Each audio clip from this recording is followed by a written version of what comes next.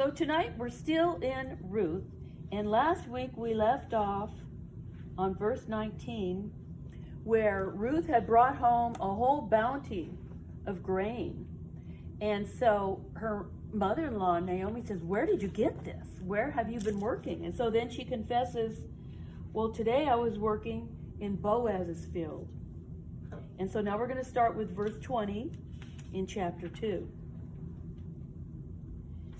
And Naomi said unto her, "Daughter-in-law, blessed be he of the Lord, Yahweh, who hath not left off his kindness to the living and to the dead." And Naomi said unto her, "This man is near of kin unto us, one of our next of kinsmen." I mean, he would qualify to be a kinsman redeemer. But I want to tell you something about Naomi. She said, "Blessed be he of the Lord," and then she's explaining the Lord who hath not left off his kindness to the living and to the dead. Remember how she said her name should be bitter? Mm-hmm. Now she's saying the Lord is giving kindness. She's having a change of heart, which is great. So she's telling Naomi, look, this guy is a kinsman. And in Deuteronomy 25:5, I'll just read it again. This is the law of the kinsman redeemer. "If brethren dwell together and one of them die and have no child, the wife of the dead shall not marry without unto a stranger. Her husband's brother shall go in unto her and take her for a wife." And then it goes on to say, if he doesn't want to, the next of kin, and it goes on and on and on down the line. They don't have to, but they're supposed to. But they're not absolutely required to. Oh, I know what I wanted to tell you about Deuteronomy. You know, I told you there's more than 10 commandments. There's laws in Leviticus, and there's laws in Deuteronomy. Deuteros means second. Nomos means law. So Deuteronomy means the second law.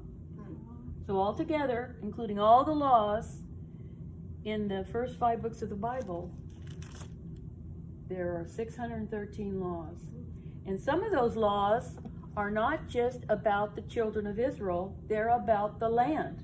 They have laws regarding the land, Canaan, that they were possessing. Okay, verse 21. "And Ruth the Moabitess said, He said unto me also, You shall stay close by my young men until they have ended all my harvest. And Naomi said unto Ruth, her daughter-in-law, It is good, my daughter, that you go out with his maidens, so the men don't encounter you." Verse 23. "So she kept fast by the maidens of Boaz to glean unto the end of the barley harvest and of the wheat harvest, and dwelt with her mother-in-law." That's saying she kept on staying with her mother-in-law. Every day she would beat out the grain and bring that home. She was providing for her. She was an older woman and wasn't able to make a living. So this loving daughter-in-law was doing this for her. But it talks about the barley harvest and the wheat harvest. The barley harvest happens, and then about a week later, the wheat harvest starts. So they kind of go simultaneously, and it would all take a couple of months.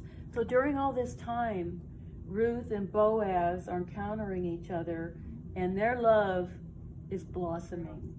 Yeah. But you see, the thing about Ruth is she keeps saying, well, hey, I'm a stranger, I'm a Moabitess. You know, she's very humble. And for this law of the kinsman redeemer, it's the woman who has to make the first move. She has to claim that kinsman as a husband, and then he can say yay or nay. But she's so shy and so humble and so all of those things that she's not doing it. So Naomi's going to step in and give her some instructions, because Naomi can see the love between them and knows that what's going to happen. So chapter 3, verse 1. "Then Naomi, her mother-in-law, said unto her, My daughter, shall I not seek security for you, that it may be well with thee?"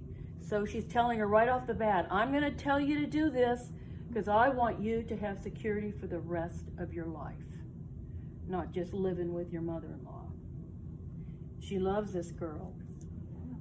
And now, is not Boaz of our kindred, with whose maidens that you were? Behold, he winnoweth barley tonight in the threshing floor. Okay, we're going to talk about what winnowing is first. We're going to talk all about this threshing floor. Winnowing is when they take that grain and they have a winnowing fork or an instrument where they throw it up in the air. And then the breeze will come through and get away some of the dirt and the chaff and some of the stalks. And then the heavy stuff will fall down, the grain. But they have to do it over and over, and it has to be in the wind. So this is what they do. They set up their threshing floor way up on a hill because that's where you get the most breeze. Okay, and they put stones all around it, and it's huge. They find a flat spot, they put stones all around it, and then every day they bring the grain, the whole stalks, they bring it all there, and then every night they have men guarding that because this is valuable. So, on the night when they're going to do the threshing, Boaz, and all of his servants will go up on top of this hill, and they'll have all the stalks there, all the bundles there. And then they take 2 oxen with a sled and have them walk over it to break it down, get it broken down so that they can throw it up in the air, right? And then they do the winnowing until, if it starts in the afternoon, as long as there's a breeze, they're going to keep doing it. Even if it's until midnight, they're going to keep doing it. And then, after it's all done, they have a big feast. They have a celebration of thanks to God, and they have food, and they have wine, and they sing songs, and they're really cheerful and happy and giving thanks and praise to God that they were able to do all this threshing and have all this grain. So they have all the grain in the middle. Okay, it's all threshed. And then the men will lay down, him and his servants, each one with their head towards a pile of grain and their feet sticking out. So it's going to look like spokes. Do you understand that? Their head is going to be towards the grain and their feet are sticking out. And then the next one, his head is towards the grain. So they do that because they're protecting that grain. So once it's all harvested like that and then it's been threshed, they're going to lay down there and protect it. So this is what Naomi says to Ruth. Wash thyself, therefore, and anoint thee. She's saying put on some perfume. And put on your best clothes. And get you down to the threshing floor, and make not thyself known unto the man until he shall have done eating and drinking. And it shall be, when he lies down, mark the place where he shall lie. You know why she had to do that? Because all she would see are feet. And they might put something over their heads so that the grain wouldn't blow in their faces at night. So she's got to know where he's laying down. She's going to see feet in the dark, and she's got to remember. That's why Naomi's saying, she knows the drill here. She's saying, look where he lies down and remember that. And thou shalt go in and uncover his feet. This is a tradition. And lay thee down, and he will tell thee what thou shalt do. And she said unto her, all that thou sayest unto me I will do. I don't know if he had on a blanket or just his robe. The men wore long robes in those days, okay? So she would uncover his feet. This was a tradition, and lay down next to his feet. But you got to remember, these guys have been working so hard, they're just completely worn out and exhausted. So they're sound asleep. But you better believe they're all armed because they're protecting that grain. And she went down unto the floor and did all according that her mother-in-law told her. And when Boaz had eaten and drunk, and his heart was cheerful, he went to lie down at the end of the heap of the grain, and she came softly and uncovered his feet and lay down. Now he may not have noticed it right then, but maybe his feet got cold. And it came to pass at midnight that the man was afraid. He was kind of astonished because he's thinking someone's trying to get my grain. And he turned himself, and behold, a woman lay at his feet. And he said, Who art thou? And she said, I am Ruth, thine handmaid. Spread therefore the corner of your garment over your handmaid, for thou art a near kinsman, because you are a kinsman redeemer. And this act of spreading the corner of his garment over her, that's a marriage proposal. That is a marriage proposal in those days. She came to him and she said to him, You're my kinsman. You're my kinsman redeemer. So then it's up to him. I said, they don't have to do it.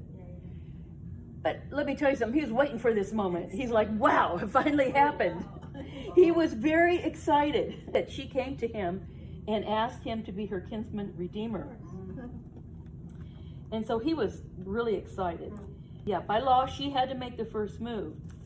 And he was most likely about the age of Naomi. He was of the family of Elimelech, which was Naomi's husband. It's clear he's older. He's an older man. Now we're going to get back to what Boaz says. And he said, Blessed be thou of the Lord, my daughter, for thou hast showed more kindness in the latter end than at the beginning. Okay, she was kind to him at the beginning, but this is what he's talking about. Inasmuch as thou followed not the young men, whether rich or poor. She could have married anybody. Okay? Sure, there are a lot of young guys, good looking, who were flirting with her, but you see, she was not that type of girl. She wasn't the flirt. She was minding her business, taking care of her mother-in-law. And she had eyes for Boaz. She was in love with Boaz. So he's saying, you could have had anybody. And I can't believe you chose me. That's what he's saying. And now, my daughter, fear not, I will do thee all that thou request. For all the city of my people, that's Bethlehem, does know that thou art a virtuous woman. She's humble, she has morals, she's virtuous, she's a hard worker, she takes care of her mother-in-law. And here's the thing, what he's talking about. She could have married somebody else, even who had money. But the reason why she wants to marry Boaz is because she wants her children to have her dead husband's name. That's how much she loved her dead husband. Yeah, that's what she wants. And there's another obligation for the kinsman redeemer. He is supposed to get back the land that was lost. Okay, when Naomi and Elimelech and the two sons went to Moab for famine, they left their property because they were starving. So Boaz is going to get that land back. That's part of his job as a kinsman redeemer. But I want to show you something else about the kinsman redeemer. And that's in Ezekiel 16:8. And this is God himself claiming Jerusalem. Listen to this. Ezekiel 16:8. Now when I passed by thee, speaking of Jerusalem, and looked upon thee, behold, thy time was of the time of love, and I spread my corner of my garment over thee, and covered thy nakedness. Yea, I swear unto thee, and entered into a covenant with thee, saith the Lord God, and thou becamest mine. He married Jerusalem. Of all the whole earth, that's his favorite place. That's the only city he spread his skirt over, or he spread the corner of his garment over. He married that city. Yes. Yeah. This is also the kinsman redeemer. So then thinking of the future, Jerusalem is everything. That's where the temple is. 3 times a year, God said, I will appoint a place where they're going to celebrate these feasts 3 times a year. It's Jerusalem. When Christ came in on his triumphal entry, he came into Jerusalem. He was coming in as king and as the lamb. So Jerusalem is very important. But there's several other important truths that we're going to find out in the next chapter, in chapter 4. But the whole thing of the Kinsman Redeemer, I want you to get this straight, is that it's showing us something about Christ and about God's economy. God couldn't just say, okay, all the people I want saved, you can be saved. No, this is his rule, Kinsman Redeemer. Jesus had to become our kin. He had to become a human to die for us, to redeem us, to buy us back. Yes. Okay, so that's my lesson for tonight. Thank you.